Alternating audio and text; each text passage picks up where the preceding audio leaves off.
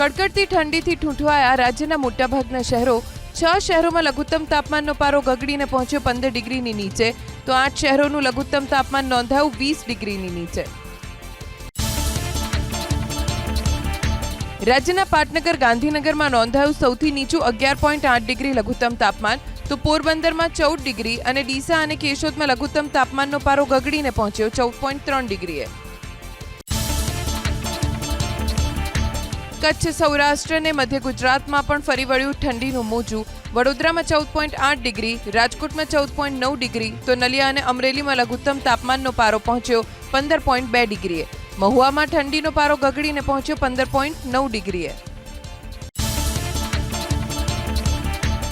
અમદાવાદમાં પણ ગગડ્યો લઘુત્તમ તાપમાનનો પારો। અમદાવાદમાં તાપમાનનો પારો પહોંચ્યો 16 ડિગ્રીએ, તો સુરેન્દ્રનગરમાં પણ લઘુત્તમ તાપમાનનો પારો 16 ડિગ્રી, ભુજમાં 16.7 ડિગ્રી, ભાવનગરમાં 17.6 ડિગ્રી તાપમાન। જમ્મુ કાશ્મીરના ઊંચાઈવાળા વિસ્તારોમાં વરસી ભારે હિમવર્ષા। સોનમર્ગના પહાડી વિસ્તારોમાં બરફવર્ષાની ચારે તરફ છવાઈ બરફની ચાદર। બરફવર્ષાનો પર્યટકો ઉઠાવી રહ્યા છે આનંદ। જમ્મુ કાશ્મીરના કુપવાડામાં વરસેલી હિમવર્ષાએ વધારી હાલાકી। બરફવર્ષાથી રસ્તા પર જામેલા મોટા મોટા બરફના થરને હટાવવા કામે લાગ્યું સ્થાનિક પ્રશાસન। વાહન વ્યવહાર થયો પ્રભાવિત। ધુમ્મસના કારણે રવિવારે પણ વિમાની સેવાને અસર।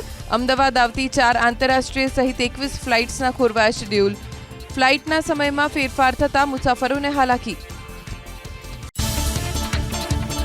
કલોલના ડીંગુચાના પરિવારના થીજીને થયેલા મૃત્યુ કેસમાં આખરે 2 શખ્સ દોષિત જાહેર। ઘટનાના 3 વર્ષ બાદ મિનેસોટાની જ્યુરીએ ઘૂસણખોરીમાં મદદ કરનારા હર્ષ કુમાર પટેલ અને સ્ટીવ એન્થોની શેન્ડેને જાહેર કર્યા દોષિત। બંને શખ્સે પોતાના પર લાગેલા આરોપોને ફગાવ્યા। જાન્યુઆરી 2022માં ગુજરાતી પટેલ પરિવારના 4 સભ્યો ગેરકાયદે કેનેડાથી અમેરિકામાં ઘૂસણખોરી કરવા જતા સરહદ પર થયા હતા મોત। ખ્યાતિ હોસ્પિટલ કાંડના 14 દિવસ વીત્યા બાદ પણ અન્ય આરોપીઓને શોધવામાં ક્રાઇમ બ્રાન્ચ નિષ્ફળ। કાર્તિક પટેલ ઓસ્ટ્રેલિયાથી ન્યૂઝીલેન્ડ ભાગી ગયો હોવાની શક્યતા, તો રેડ કોર્નર નોટિસ અંગે ક્રાઇમ બ્રાન્ચ હજુ પણ અસમંજસમાં। ખ્યાતિ હોસ્પિટલ કાંડમાં ફરાર મેડિકલ મની માફિયાઓને પકડવા ક્રાઇમ બ્રાન્ચના હજુ હવાતિયા। ઓફિસ અને ઘરેથી મળેલા પુરાવાને આધારે આરોપીઓના સંબંધીઓને પૂછપરછ માટે બોલાવશે ક્રાઇમ બ્રાન્ચ। ખ્યાતિ હોસ્પિટલનો વધુ એક કલંકિત કિસ્સો આવ્યો સામે। નવેમ્બર મહિનામાં હાથની સારવાર માટે ગયેલા દર્દીની હાર્ટની કરી નાખી સર્જરી। એન્જિયોપ્લાસ્ટી કરાવ્યા બાદ દર્દીના હૃદયનું પમ્પિંગ 20% થયા બાદ નિપજ્યું મોત। ખ્યાતિ હોસ્પિટલના નફામાં ભાગ ધરાવતો ડોક્ટર સંજય પટોલિયાએ 3 કેસમાં મૂકી આગોતરા જામીન અરજી। અમદાવાદ ગ્રામ્ય કોર્ટમાં પટોલિયાએ માંગ્યા આગોતરા જામીન અને આરોપીઓ હજુ પણ ફરાર। પીએમજેવાય યોજનામાં ક્લેમ ડિપાર્ટમેન્ટ પોલીસના રડારમાં। એનએચએમનો આઉટસોર્સિંગ સ્ટાફ પણ પોલીસના રડારમાં। હંગામી સ્ટાફ સાથેની સાંઠગાંઠ સિવાય આ કૌભાંડ શક્ય જ નથી। સર્જરી પ્રોસિજરના પેમેન્ટ માટે કરે છે કટકી। તપાસ થશે તો ચોંકાવનારી માહિતી આવી શકે છે બહાર।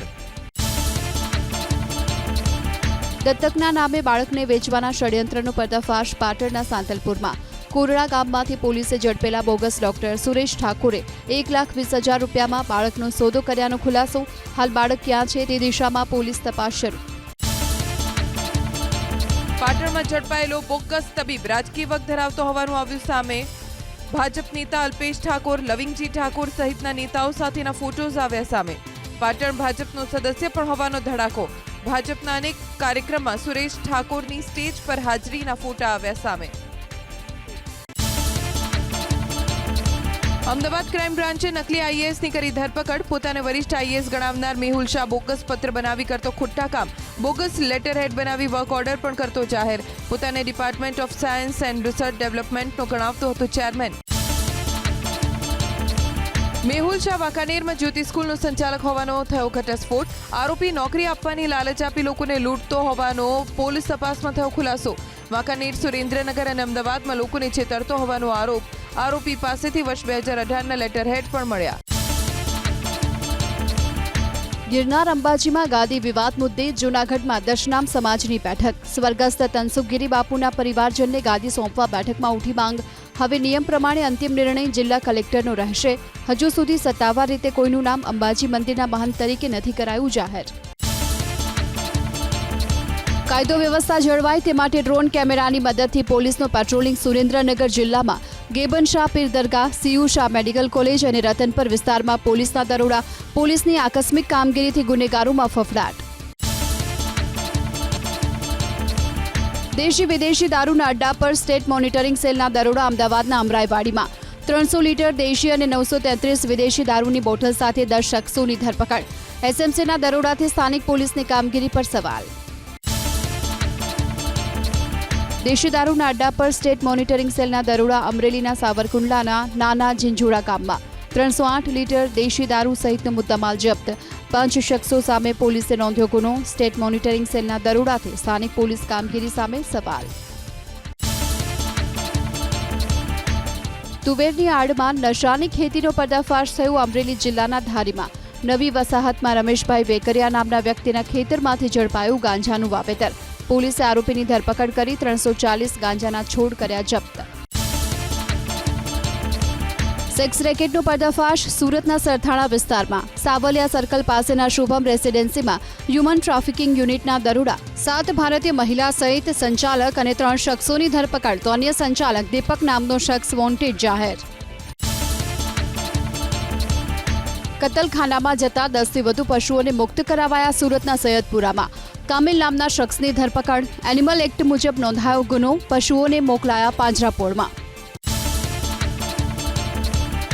ઓઇસ્ટર ઇન્ડસ્ટ્રીઝમાં ભીષણ આગ. દાદરા અને નગર હવેલીમાં સેલવાસ, વાપી અને દમણના ફાયર ફાઇટરોએ ચલાવ્યો પાણીનો મારો. આગનું કારણ અકબંધ. હજુ સુધી કોઈ જાનહાનિના અહેવાલ નહીં.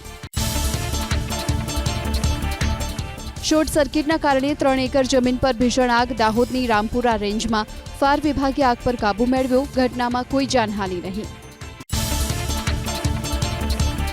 જનરેટરમાં બ્લાસ્ટ બાદ આગ. ભરૂચની સાયખા જીઆઈડીસીમાં સ્કાય ઇન્ટરમીડિયેટ કંપનીમાં ફાયર વિભાગે આગ પર કાબુ મેળવ્યો. કોઈ જાનહાનિ નહીં.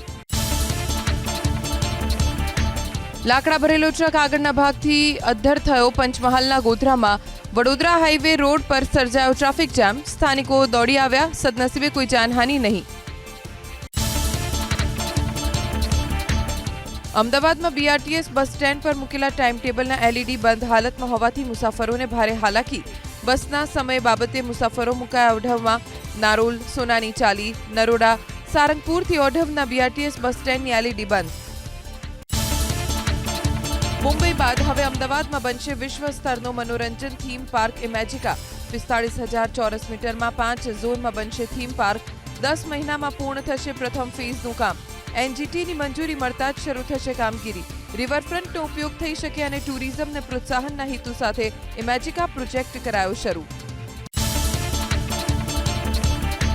હવે કાંકરિયા તળાવમાં તરતો થીમ બેઝડ આઇલેન્ડ બનાવાશે.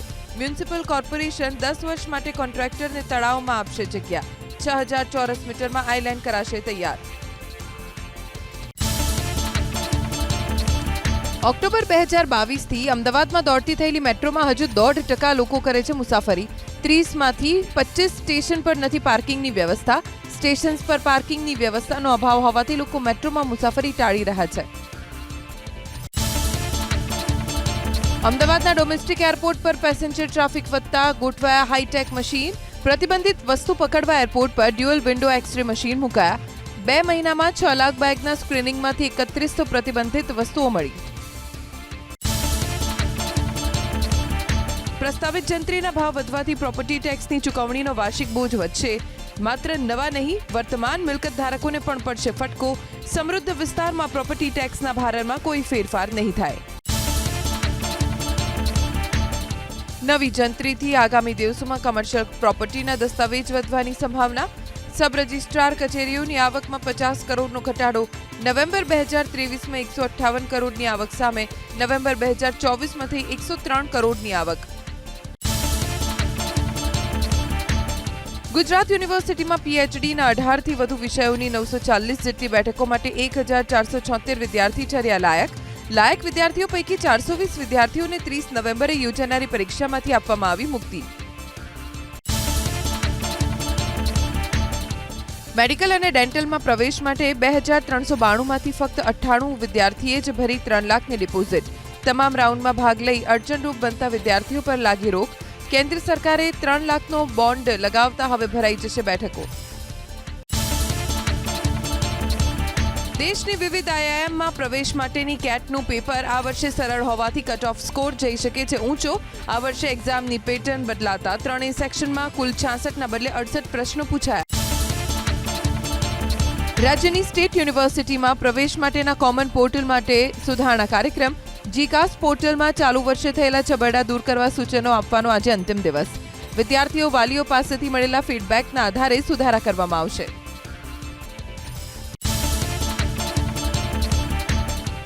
અમદાવાદથી મુંબઈ જવું મોંઘું. વડોદરાના ભરથાણા ટોલ નાકા પર ટોલ દરમાં વધારો. કાર ચાલકોએ હવે ચૂકવવા પડશે 105ના બદલે 155 રૂપિયા. વાહન ચાલકોમાં આક્રોશ. ભાજપના સદસ્યતા અભિયાનને વેગ મળ્યો. વડોદરામાં શહેર ભાજપના ઉપપ્રમુખ કુણાલ પટેલે બનાવ્યા 10,000થી વધુ સભ્યો. CR પાટીલે ઉમદા કામગીરી બદલ કુણાલ પટેલને આપ્યા અભિનંદન.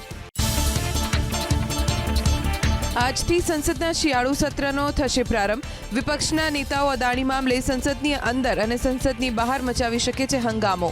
વિપક્ષના સભ્યો સંસદમાં ઉઠાવી શકે છે સંભલ હિંસાનો મુદ્દો.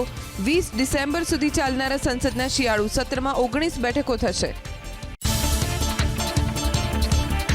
શિયાળુ સત્ર દરમિયાન અનેક બિલ કરવામાં આવશે રજૂ. વકફ સંશોધન બિલ પર પણ થશે ચર્ચા. વકફ સુધારા વિધેયક પરની સંયુક્ત સમિતિ 29 નવેમ્બરે સંસદમાં અહેવાલ રજૂ કરે તેવી શક્યતા. તો મણિપુર હિંસાનો મુદ્દો ઉઠાવીને કોંગ્રેસ સરકારને ઘેરવાનો કરશે પ્રયાસ. સમાજવાદી પાર્ટીએ કેન્દ્રીય ચૂંટણી પંચની ભૂમિકા પર ચર્ચા કરવાની કરી છે માંગ. કોંગ્રેસ મહાસચિવ પ્રિયંકા ગાંધી આજે લેશે સાંસદ પદના શપથ. કેરળની વાયનાડ લોકસભા બેઠકની પેટા ચૂંટણીમાં મેળવી ભવ્ય જીત. CPIના સત્યેન મોકેરીની અને ભાજપના નવ્યા હરિદાસને હરાવીને પ્રિયંકા ગાંધીએ જીત મેળવી. પ્રિયંકા સાંસદ બનતા કોંગ્રેસના નેતાઓમાં વધ્યો ઉત્સાહ. પીએમ મોદીએ ઓડિશા પર્વના કાર્યક્રમમાં આપી હાજરી. ઓડિશાનો વિકાસ ગત વર્ષની સરખામણીએ 30% વધ્યો. ભાજપ સરકાર બનતા ઓડિશાના તમામ સ્થળો પર થઈ રહ્યા છે વિકાસ કાર્યો. આરોગ્ય, શિક્ષણ અને કનેક્ટિવિટી ઝડપી લાવવાના થઈ રહ્યા છે પ્રયાસ. ભવ્ય જીત બાદ મુંબઈમાં રવિવારે યોજાઈ શિંદે ગુટના ધારાસભ્યોની બેઠક. સર્વસંમતિથી એકનાથ શિંદે બન્યા ધારાસભ્ય દળના નેતા. શિવસેનાના નેતાઓએ ફરી એકવાર એકનાથ શિંદેને મુખ્યમંત્રી બનાવવા કરી માંગ. એકનાથ શિંદેના ચહેરાના કારણે મહારાષ્ટ્રમાં મહાયુતિને મળી ભવ્ય જીત, તેવો કર્યો દાવ.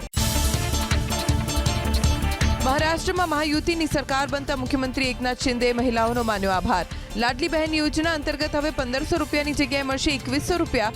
વિધાનસભાની ચૂંટણી પહેલા એકનાથ શિંદે મહિલાઓને દર મહિને 2100 રૂપિયા ખાતામાં નાખવાનું આપ્યું હતું વચન. મહારાષ્ટ્ર વિધાનસભાની ચૂંટણીમાં કારમી હાર બાદ શરદ પવારે આપ્યું નિવેદન. યોગી આદિત્યનાથે આપેલા બટેંગે તો કટેંગેના નારાની ચૂંટણીમાં જોવા મળી અસર. મહારાષ્ટ્રની ચૂંટણીમાં શરદ પવારની પાર્ટીને મળી છે માત્ર 10 જ બેઠક. 28 નવેમ્બરે હેમંત સોરેન ઝારખંડના મુખ્યમંત્રી તરીકેના લેશે શપથ. રાજ્યના 14મા મુખ્યમંત્રી તરીકે હેમંત સોરેન શપથ લેશે. રવિવારે ધારાસભ્ય દળની બેઠકમાં હેમંત સોરેન વિધાયક દળના નેતા ચૂંટાયા બાદ મળ્યા હતા રાજ્યપાલને. મુખ્યમંત્રી પદેથી રાજીનામું આપ્યા બાદ નવી સરકાર બનાવવાનો કર્યો હતો દાવો. ઉત્તર પ્રદેશની પેટા ચૂંટણીમાં હાર બાદ સમાજવાદી પાર્ટીના અધ્યક્ષ અખિલેશ યાદવે ઈવીએમ પર ઉઠાવ્યા સવાલ. વિધાનસભાની 9 બેઠકમાંથી સમાજવાદી પાર્ટી માત્ર 2 બેઠક પર મેળવી શકી છે જીત. સમાજવાદી પાર્ટીનો ગઢ મનાતી કુંદરકી બેઠક પર પણ સપાના ઉમેદવારની થઈ હાર. સમાજવાદી પાર્ટી પ્રમુખ અખિલેશ યાદવ પર ભાજપ પ્રદેશ અધ્યક્ષ ભૂપેન્દ્ર ચૌધરીનો વાર. જ્યારે સપા વિરુદ્ધ આવે છે જનાદેશ, ત્યારે ઈવીએમ પર ઉઠાવે છે સવાલ.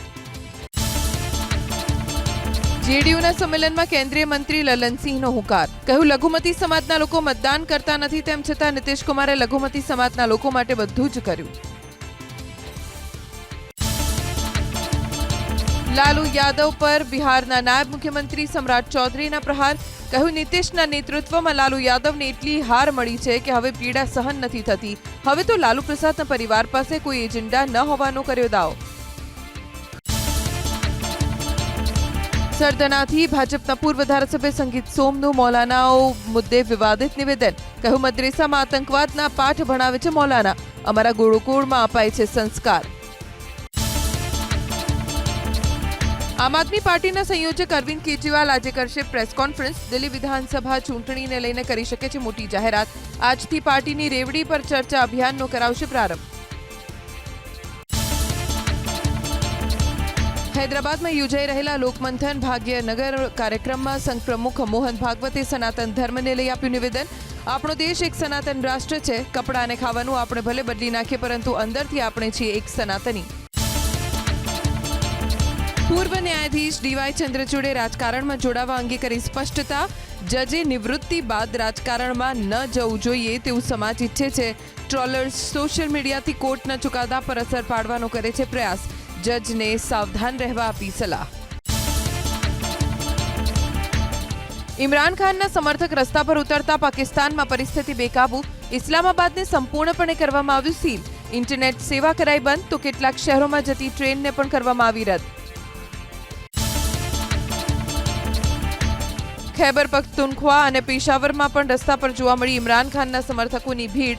રાતના સમયે મોટી સંખ્યામાં રસ્તા પર ઉતર્યા ઇમરાન ખાનના સમર્થકો. લેબનનની રાજધાની બેરૂતની આસપાસ ઇઝરાયેલી સેનાના હવાઈ હુમલા યથાવત. બોમ્બના અવાજથી ગુંજી ઉઠ્યું બેરૂત. મધ્ય બેરૂતમાં હવાઈ હુમલામાં 20 લોકોના મોત. હિઝબુલ્લાના રોકેટ હુમલામાં ઇઝરાયેલના 5 લોકો ઇજાગ્રસ્ત તો કેટલીક ઇમારતો અને વાહનો થયા ક્ષતિગ્રસ્ત. ઇઝરાયેલ પર પલટવાર કરી રહ્યું છે હિઝબુલ્લા. હમાસની કેદમાંથી મુક્ત થયેલા બંધકોએ કરી ઇઝરાયેલ સરકાર સામે માંગ. બાકી બંધકોની મુક્તિ માટે નેતન્યાહુ સરકારે કરવી જોઈએ શાંતિ સમજૂતી. બંધકોની મુક્તિમાં મોડું થતાં વ્યક્ત કરી નારાજગી. ગુરુવારથી યુએઈમાં ગુમ ઇઝરાયેલી યહૂદી ધર્મગુરુ રબ્બી જવી કોગનનો મળ્યો મૃતદેહ. પીએમ નેતન્યાહુએ કહ્યું, ન્યાય માટે સંભવ તમામ પગલાં ભરીશું. ફિલિપિન્સની રાજધાની મનીલાના રહેણાંક વિસ્તારમાં લાગી ભીષણ આગ. ભીષણ આગમાં અસંખ્ય ઘર બળીને ખાક. આગ લાગતા 2000થી વધુ પરિવારો બેઘર.